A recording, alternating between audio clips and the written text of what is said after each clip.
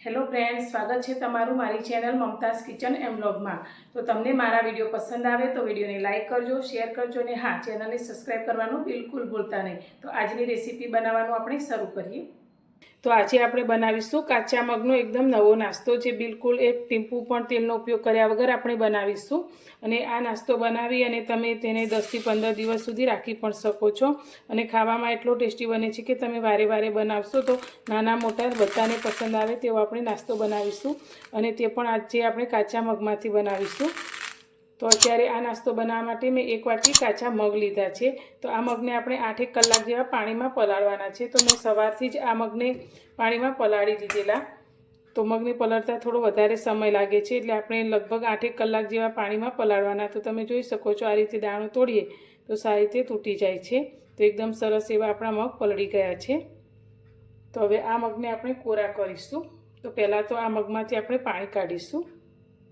મગમાંથી પાણી કાઢવા માટે મેં આ રીતે એક મોટી ગરણી લઈ લીધી છે। તો તેની અંદર આપણે પાણી સાથે જ મગને લઈ લઈશું। તો મગ અત્યારે મેં ધોઈ અને સારી રીતે અને પછી પલાળ્યા છે, એટલે આપણે તેને ધોવાની જરૂર નથી। જો પણ તમે ધોયા વગર જ પલાળી દીધા હોય તો તેને આ રીતે જ ગરણીમાં ફરી ચોખ્ખું પાણી લઈ અને ધોઈ શકો છો। તો આ રીતે ગરણીમાં લેવાથી બિલકુલ બધું જ પાણી નીતરી જશે।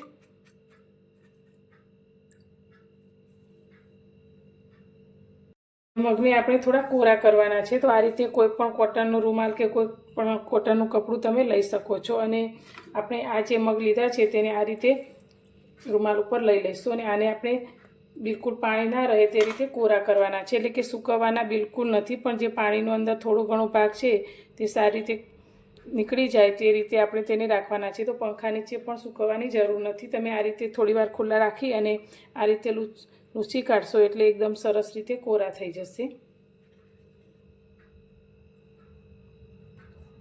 તો તમારે પંખા નીચે રાખવા હોય તો તમે 2 થી 3 મિનિટ પંખા નીચે પણ રાખી શકો છો, પણ આ રીતે લૂછી દેવાથી પણ એકદમ સરસ એવા મગ આપણા કોરા થઈ જાય છે।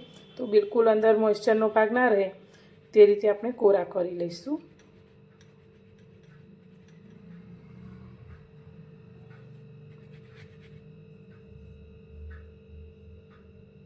મગ આપણે એકદમ સરસ રીતે કોરા થઈ ગયા છે। તો આ રીતે હાથમાં લઈએ તો તમે જોઈ શકો છો, બિલકુલ પાણીનો ભાગ અંદર નથી, એકદમ સરસ એવા કોરા થઈ ગયા છે। તો હવે આને આપણે એક પ્લેટમાં લઈ લઈશું। અત્યારે મેં ગેસ પર એક કઢાઈને ગરમ કરવા રાખી છે। તો હવે ગેસની ફ્લેમ આપણે મીડિયમ કરી દઈશું। તો વધારે ધીમી પણ નહીં અને વધારે ફાસ્ટ પણ નહીં, તે રીતની આપણે કરી અને મગ જે તૈયાર કર્યા છે આપણે પલાળેલા તેને કઢાઈની અંદર લઈ લઈશું।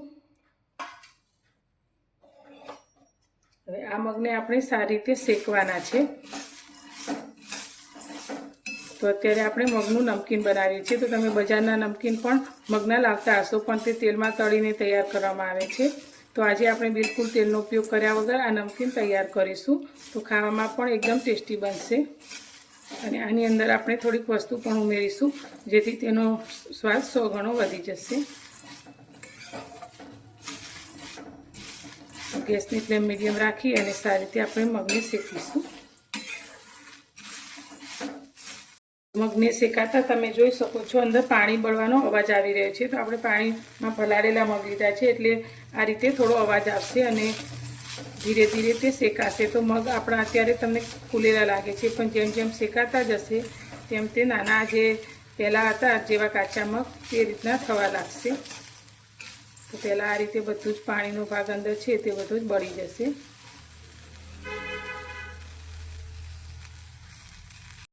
તો હવે જે પાણી બળવાનો અવાજ આવતો હતો તે બિલકુલ બંધ થઈ ગયો છે અને શેકાતા લગભગ 1 મિનિટ જેટલો સમય થયો છે। તો હવે અત્યારે આ જ સમય આપણે તેની અંદર મીઠું ઉમેરીશું। તો સ્વાદ પ્રમાણે અડધી નાની ચમચી જેટલું આપણે મીઠું ઉમેરીશું અને હવે તેને શેકીશું। તો અત્યારે મીઠું ઉમેરવાથી બધા જ મગમાં સારી રીતે ભળી જાય છે અને મગ આપણા ખાવામાં ખૂબ જ ટેસ્ટી બને છે।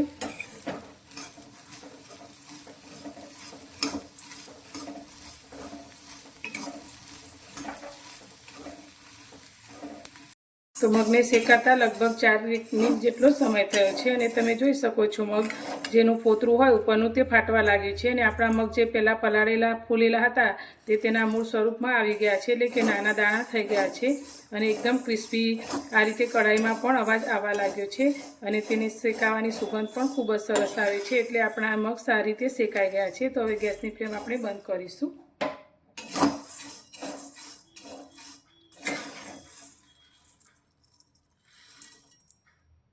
હવે આપણા શેકાઈ ગયા છે ને થોડા ગરમ છે ત્યાં સુધી આપણે થોડો મસાલો એડ કરીશું। તો અત્યારે સ્વાદ પ્રમાણે થોડું મરચું એડ કરીશું। તો તમે બાળકોને આપતા હોય તો થોડું ઓછું એડ કરી શકો છો। અત્યારે થોડું મીડિયમ તીખું હોય તેવું આપણે મરચું લીધું છે, અડધી નાની ચમચીથી પણ થોડું ઓછું અને અડધી નાની ચમચીથી પણ થોડું ઓછું એવું આપણે ચાટ મસાલો અંદર ઉમેરીશું। આનાથી ટેસ્ટ ખૂબ જ સરસ આવશે અને સારી રીતે મિક્સ કરી લઈશું। તો તમે આ રીતે પણ આ મગને એન્જોય કરી શકો છો, પણ હજુ વધુ ટેસ્ટ આપવા માટે આપણે અંદર બીજી વસ્તુ ઉમેરીશું। તો આ રીતે ઘરનો બનાવેલો નાસ્તો હોય તો બહારના પેકેટોના નાસ્તા લાવવાની જરૂર બિલકુલ પડતી નથી અને ખૂબ જ હેલ્ધી અને ટેસ્ટી નાસ્તો આપણે ઘરે તૈયાર કરી શકીએ છીએ, બિલકુલ તેલ વગર। તો હવે આપણે આ રીતે એક બાઉલ લઈ લઈશું અને જે મગને આપણે તૈયાર કર્યા છે શેકીને તેમાંથી અડધા મગ આપણે લઈ લઈશું।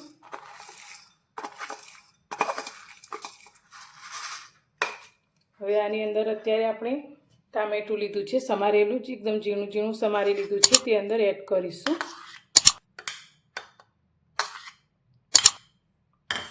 તેની સાથે આપણે ડુંગળી લીધી છે ઝીણી સમારેલી, તે પણ અંદર એડ કરીશું 2 ચમચી જેટલી।